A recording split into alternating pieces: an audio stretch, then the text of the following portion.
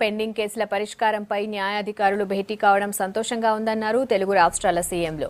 Hotel మ్యారియట్లో జరిగిన న్యాయాధికారుల సదస్సుకు supreme court, high court న్యాయమూర్తులు, ఏపీ, తెలంగాణ సీఎంలు అటెండ్ అయ్యారు. న్యాయ వ్యవస్థలో డిజిటల్ టెక్నాలజీ రావడంతో సత్వర పరిష్కారం దొరుకుతుందన్నారు AP CM Chandrababu.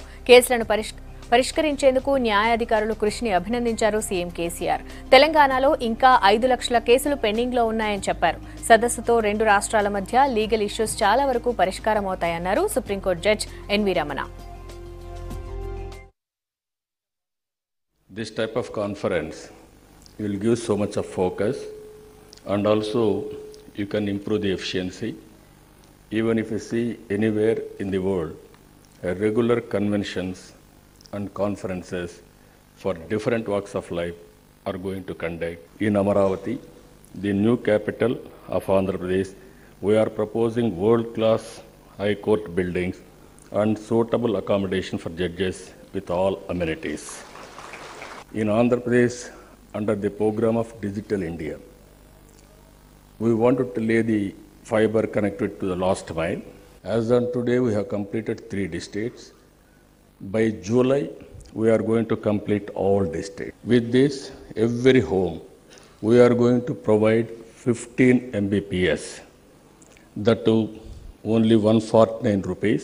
They will have internet and also 100 channels and also unlimited time for telephones also.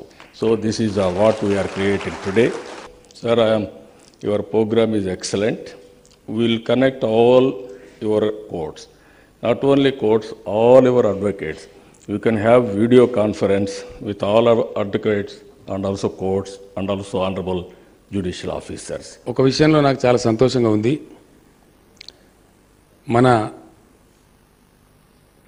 తాత్కాలిక ప్రధాన న్యాయమూర్తి గారు చక్కటి ఇనిషియేటివ్ తీసుకున్నారు. ఈ ఇనిషియేటివ్ నుంచి, ఈ సమావేశం నుంచి ప్రజలకి ఒక మంచి సందేశం వెళ్తుందని నేను ప్రబలంగా విశ్వసిస్తూ ఉన్నాను.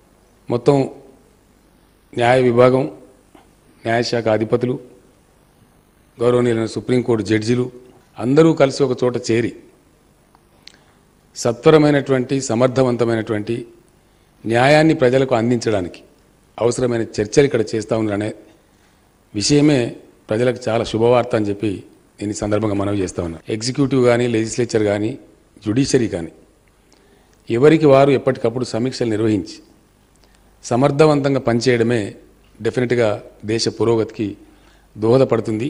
మన రాష్ట్ర యాక్టింగ్ చీఫ్ జస్టిస్ గారికి నా కంగ్రాచులేషన్స్. వారు స్పీడ్గా జస్టిస్ డెలివరీ చేయించే క్రమంలో తీసుకున్నటువంటి చర్యలలో 35% ఫాస్టర్ డెలివరీ 2 రాష్ట్రాల్లో కూడా జరుగుతుందని చెప్పడానికి నేను సంతోషిస్తాను. అదేవిధంగా ఇప్పుడు పరిష్కారం సత్వరం లభించిన తర్వాత కూడా తెలంగాణ రాష్ట్ర పరిధిలో దిగువ న్యాయస్థానాలలో 5 లక్షల కేసులు పెండింగ్లో ఉన్నాయని చెప్పి నాకు రిజిస్ట్రార్ గారు, జనరల్ గారు ఇచ్చినటువంటి సమాచారం. అదేవిధంగా మన కంబైన్డ్ హైకోర్టులో 2.72 లక్షలు, 2,72,000 కేసులు పెండింగ్లో ఉన్నాయని చెప్పి సమాచారం మన దగ్గర ఉంది. మన న్యాయమూర్తి గారు చర్యలు తీసుకుంటున్నప్పటికీ ఇంకా భారీ స్థాయిలో పెండెన్సీ ఉందనేది మనకు కనిపిస్తూ ఉంది. ఈ కాన్ఫరెన్స్, ఇప్పుడు జరుగుతున్నటువంటి జ్యుడిషియల్ ఆఫీసర్స్ కాన్ఫరెన్స్ ఏదైతే ఉందో, ఇంకా ఫర్దర్గా స్పీడీ డెలివరీని పెంచడానికి తప్పకుండా ఈ కాన్ఫరెన్స్ దోహదపడాలని చెప్పి నేను మనసారా కోరుకుంటా ఉన్నాను. It is delightful for me to meet the judicial officers of both states with whom I share an emotional bond. I know many of you might have opted for judicial service not because of the salary, but because of the pious function judiciary discharges in the organized society. It is our privilege to have 2 senior-most judges of Supreme Court in our midst. I can honestly say Justice Dave, who is the adopted son of these 2 states, because of the special bond he shares with the people of Andhra Pradesh and Telangana. Whenever a situation arises, he is always ready to extend his support to the benefit of the state judiciary. I am honored, sir. Indeed, it is a great honor to have Justice Deepak Mishra, who is known for his legal acumen, scholarly skills, and knowledge, and his braveness and good administrative skills.